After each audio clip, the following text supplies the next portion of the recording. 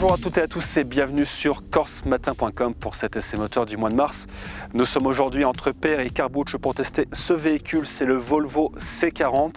Il s'agit de la première voiture 100% électrique du constructeur suédois. Ce C40 vous fait forcément penser au XC40 et c'est normal puisque les deux véhicules partagent la même plateforme. Donc au niveau du design, on retrouve à l'avant, comme on avait sur le XC40, cette calandre fermée. On a aussi ces phares qui s'étirent avec la signature lumineuse de Volvo qui est censée faire penser au marteau de Thor. Pour les dimensions, le véhicule fait 4,43 m de long, 1,85 m de large et enfin 1,58 m de haut. On apprécie la carrosserie bicolore du véhicule qui va nous donner une belle allure. On a également ses spoilers à l'arrière qui viennent accentuer son côté sportif et agressif. On apprécie particulièrement cette signature lumineuse qui vient apporter un certain cachet au véhicule. Donc pour le coffre que l'on peut d'ailleurs ouvrir d'un simple mouvement de pied comme ceci, la capacité est de 413 litres et elle pourra passer à 1205 litres une fois les sièges à l'arrière rabattus. À noter qu'on a également un petit coffre à l'avant d'une trentaine de litres qui servira essentiellement à disposer les différents fils de recharge du véhicule.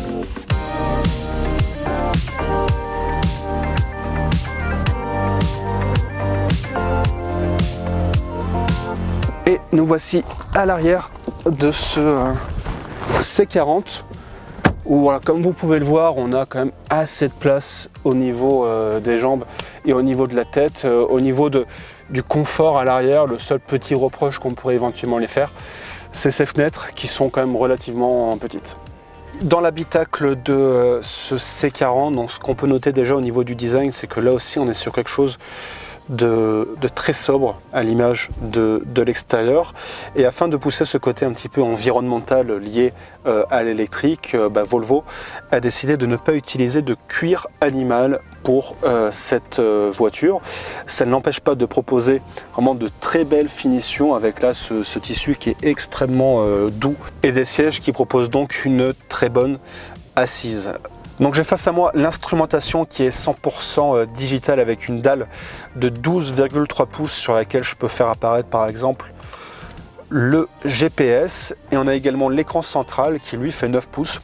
Il est vertical et on apprécie tout simplement sa simplicité puisqu'on accède très facilement aux différents sous-menus et l'écran se montre en plus très réactif aux commandes. Donc on a plusieurs espaces de rangement à l'intérieur du véhicule. On a également ici un espace de chargement à induction pour le téléphone, deux prises USB qui sont seulement des prises de type C, ce qu'on pourra regretter pour ceux qui ont encore les prises USB à l'ancienne. On a également voilà, cette boîte à gants et aussi cette petite poubelle que l'on pourra très facilement enlever pour jeter les détritus.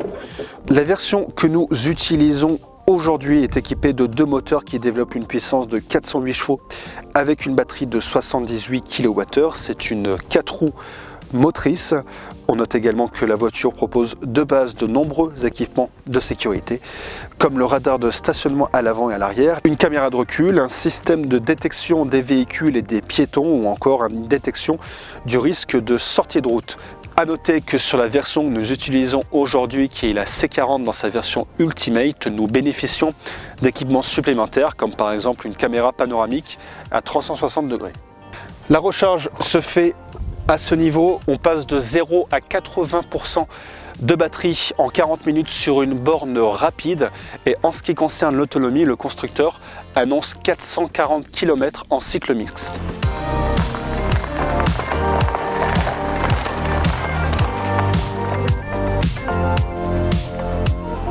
Et donc nous voilà au volant de ce Volvo C40 Recharge que nous testons aujourd'hui donc dans sa version Twin. Comme je vous le disais tout à l'heure, ça veut dire qu'on a deux moteurs qui développent une puissance de 408 chevaux.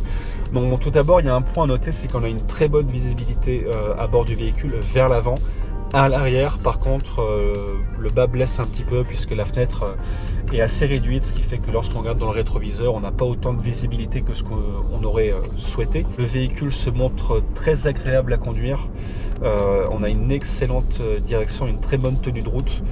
Le véhicule prend vraiment très peu de roulis dans les virages, ce qui fait que ça rendra les voyages forcément plus confortables. On a également un mode de conduite à une pédale avec donc la décélération qui va s'opérer lorsqu'on lâche l'accélérateur, qui va recharger la batterie. Décélération qui est vraiment surprenante sur ce véhicule parce qu'elle est particulièrement forte par rapport à d'autres voitures électriques, donc ça demande un certain temps d'adaptation. Alors qu'est-ce que l'on peut dire au sujet de ce Volvo C40 Recharge? On a particulièrement apprécié son design sobre et efficace, ses nombreux équipements à l'intérieur et le confort qu'il offre aux passagers. On apprécie également son comportement sur la route, la puissance qu'il développe et puis également ce mode de conduite à une pédale qui permet vraiment de rendre le voyage plus reposant. Pour les tarifs, l'entrée de gamme qui développe une puissance de 231 chevaux est proposée au prix de 46 800 €, tandis que la version que nous avons utilisée aujourd'hui qui elle propose une puissance de 408 chevaux et que nous avons aujourd'hui dans la version Ultimate, elle est quant à elle proposée à 61 750 € et c'est sans déduire le bonus écologique. Et c'est la fin de cet essai moteur, merci à vous de l'avoir regardé. Vous pouvez retrouver la version complète dans le supplément moteur de Corse Matin. Quant à nous, nous aurons le plaisir de vous retrouver le mois prochain pour un nouveau numéro.